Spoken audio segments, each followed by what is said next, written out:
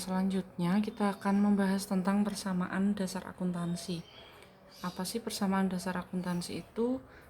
Persamaan ini menggambarkan hubungan antara aset, liabilitas, dan ekuitas, di mana rumus dasarnya adalah aset sama dengan liabilitas ditambah ekuitas atau harta. Kalau zaman dulu gitu ya, istilahnya adalah harta sama dengan utang ditambah modal kayak gitu. Nah, sekarang pakai istilahnya aset, liabilitas, dan ekuitas. Nah, kenapa kok ini disebut dasar? Karena menjadi pengembangan nanti ketika jurnal mengacu pada persamaan ini.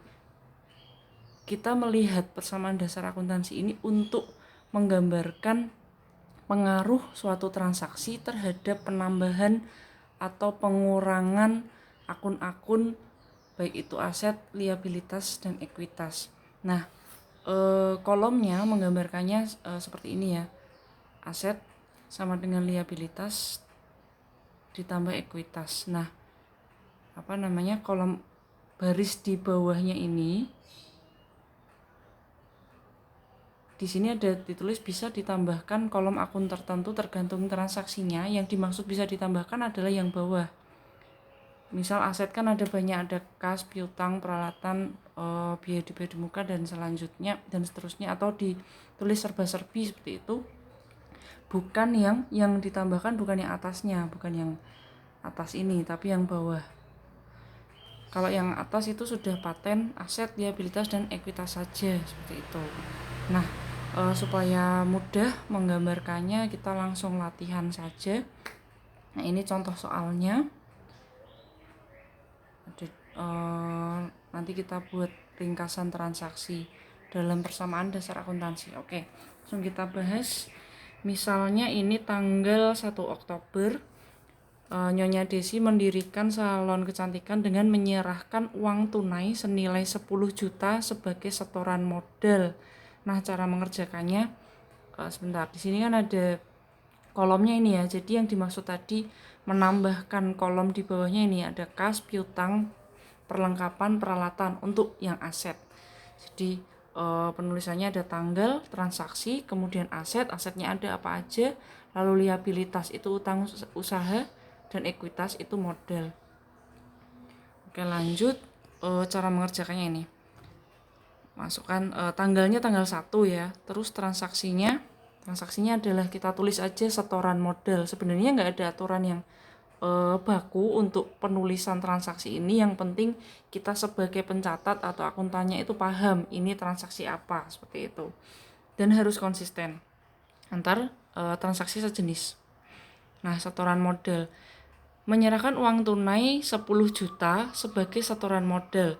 Artinya uang tunai itu kan kas, berarti kasnya bertambah 10 juta, dan di sisi yang kanan modal bertambah 10 juta. Artinya di sini sisi yang sebelah kiri aset dan sisi yang sebelah kanan yaitu liabilitas dan ekuitas, angkanya harus selalu seimbang. Kalau di sisi aset nambah 10 juta, di sisi liabilitas dan ekuitas juga harus nambah 10 juta, tidak boleh selisih gitu. Jadi ini harus seimbang gitu.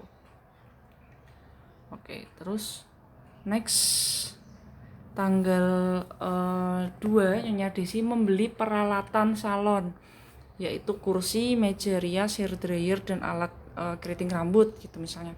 Nah, ini yang bedakan peralatan dan perlengkapan. Kalau peralatan ini aset tetap, kalau perlengkapan ini aset lancar. Perlengkapan itu aset yang habis pakai, jadi bisa habis dalam waktu yang singkat atau kurang dari 1 tahun. Sementara kalau peralatan itu penggunaannya itu lebih dari 1 tahun, itu 1 periode akuntansi. Nah, contohnya peralatan di sini, peralatan salon ada kursi, meja rias, hair dryer, dan alat keriting rambut.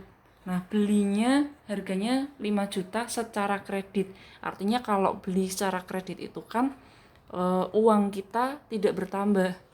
Uang kita tidak berkurang, tapi justru utangnya yang bertambah.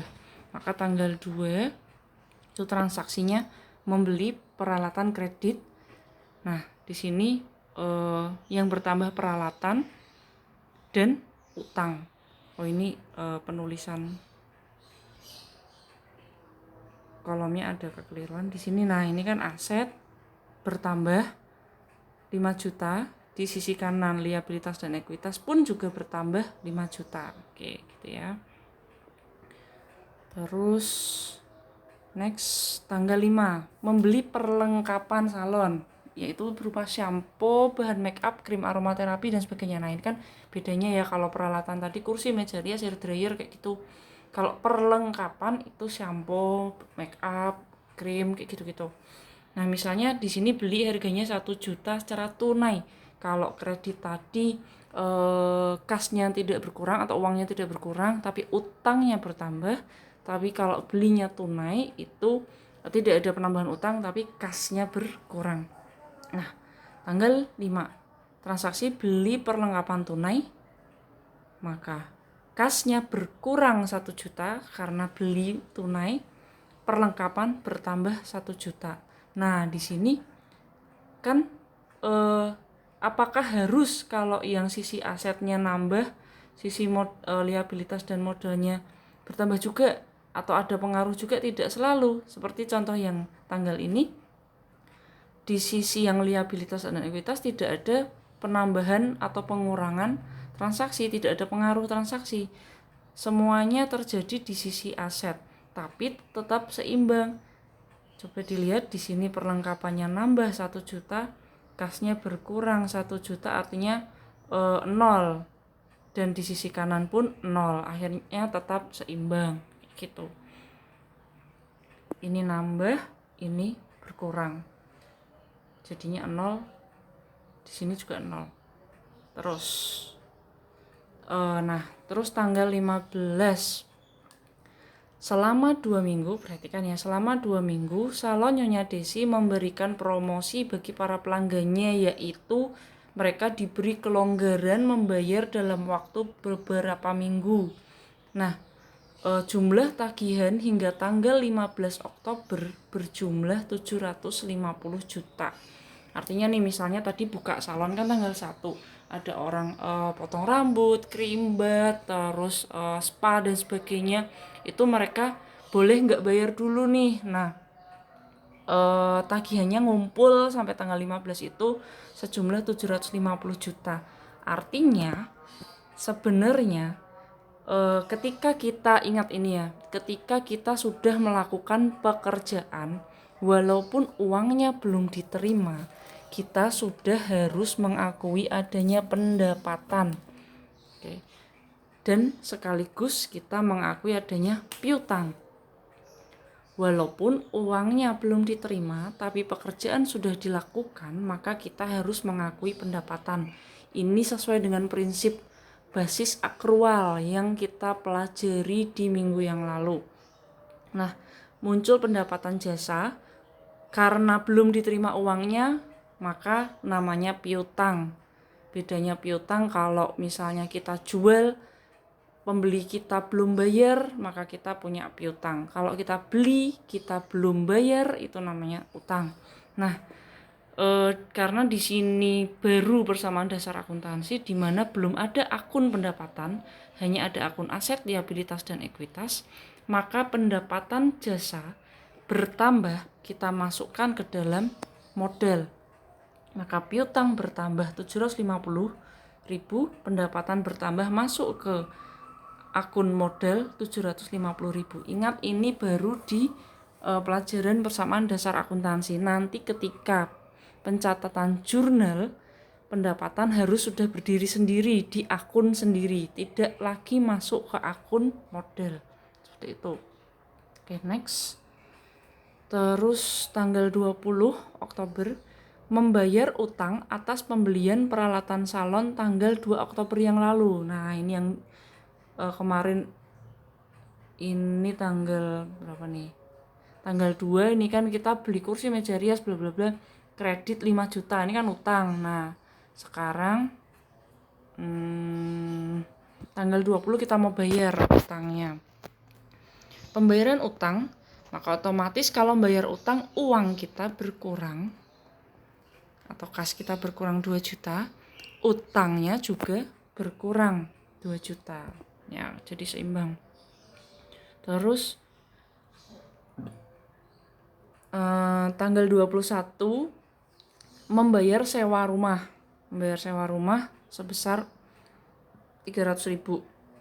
Sama seperti pendapatan, di sini beban belum berdiri sendiri, tapi kalau pendapatan tadi menambah modal, kalau beban mengurangi modal. Jadi pendapatan dan beban itu di sini di persamaan dasar akuntansi ini mempengaruhi pada akun modal. Nanti kalau di jurnal mereka berdua pendapatan dan beban itu sudah berdiri di akun sendiri. Di persamaan dasar akuntansi, pendapatan dan modal itu ngikutnya ke modal, mempengaruhinya ke modal. Maka ketika bayar sewa, yang namanya bayar itu otomatis kasnya berkurang.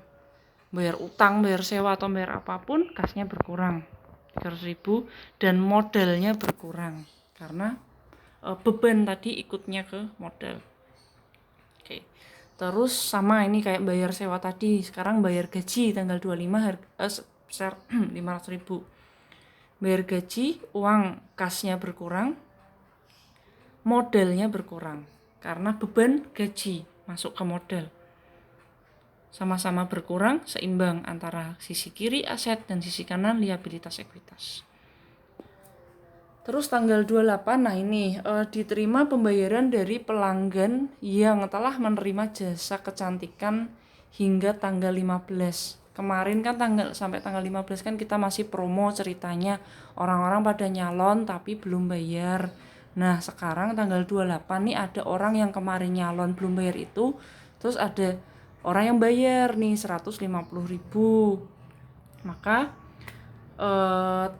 judul transaksinya adalah penerimaan pelunasan piutang. Di sini kita tidak mengakui pendapatan yang baru. Jadi 150.000 ini bukan pendapatan baru karena pendapatannya sudah kita catat kemarin pas tanggal 15 ketika menyelesaikan pekerjaan. Maka tanggal 28 ini yang kita catat adalah kasnya bertambah tapi piutangnya berkurang. Artinya yang kemarin tanggal 15 kan kita udah bekerja tapi belum dapat uang, kan kita nyatetnya sebagai piutang. Nah sekarang pelanggan yang ngutang tadi ada yang bayar, maka otomatis piutang kita berkurang, bukan nambah pendapatan lagi di sisi modal, tidak, tapi piutangnya berkurang. Terus ini harus diperhatikan kenapa kalau salah catat pendapatannya nambah, otomatis nanti double pendapatannya padahal tidak ada melakukan pekerjaan baru, seperti itu.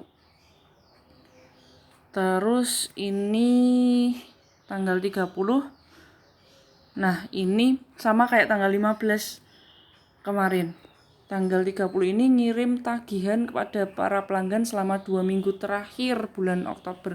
Artinya 2 minggu pertama kemarin kita kerja itu pelanggannya pada belum bayar, totalnya 750.000. Sekarang 2 minggu yang kedua ini masih promo nih bulan Oktober. Kita melakukan pekerjaan yang belum bayar, totalnya 1.050.000. Maka sama kayak tanggal 15 tadi, ini adalah pendapatan jasa, otomatis piutang kita bertambah dan pendapatan kita yang masuk ke modal bertambah 1.050.000. Apakah modal ini otomatis pasti uang kita bertambah? Belum tentu. Modal itu juga bisa jadi terdiri dari pendapatan yang belum tentu semuanya akan tertagih. Yang udah berupa uang fix, uang bentuknya cash itu ya cash. Kalau modal masih bisa terdiri dari pendapatan yang belum jadi uang, kayak gitu. Terus tanggal 31 bayar listrik dan air. Nah ini sama kayak bayar sewa sama gaji tadi. kita jadiin satu aja, 125.000 sama 85 dijumlah jadi kasnya berkurang 210.000 dan model yang menggambarkan beban listrik dan air berkurang juga 210.000. Terus nah ini tanggal 31 Oktober persediaan perlengkapan salon yang masih tersisa berjumlah 600.000. Artinya kemarin kan kita beli perlengkapan salon itu 1 juta ya. Nah kita kemarin kan belinya 1 juta. Nah yang tersisa tinggal 600.000. Yang kita bukukan adalah yang sudah terpakai, bukan yang masih tersisa. Yang kita bukukan adalah yang sudah terpakai. Berarti 1 juta dikurangi 600.000, maka 400.000. Perlengkapannya berkurang 400.000 karena udah dipakai 400.000. Lawannya adalah modal, berkurang juga 400.000. Kenapa modal? Karena nah itu tadi, modal itu isinya belum tentu uang cash, bisa jadi pendapatan yang belum tertagih, perlengkapan itu juga masuk ke modal. Berarti ini adalah kenapa masuk ke modal, karena ini termasuk ke beban perlengkapan. Kenapa kok enggak kasnya yang berkurang? Karena di sini kita sudah tidak ngeluarin uang, yang berkurang adalah perlengkapannya. Jadi kayak shampoo, make up tadi udah berkurang senilai 400.000. Seperti itu. Maka yang berkurang adalah perlengkapan dan modelnya. Terus nah ini yang namanya prive nih. Tanggal 31 Nyonya Desi mengambil uang untuk keperluan pribadi sebesar 80.000. Maka ini transaksinya namanya prive. Kasnya berkurang karena uangnya diambil dan modalnya berkurang 80.000 juga. Oke. Itu adalah cara mengerjakan persamaan dasar akuntansi.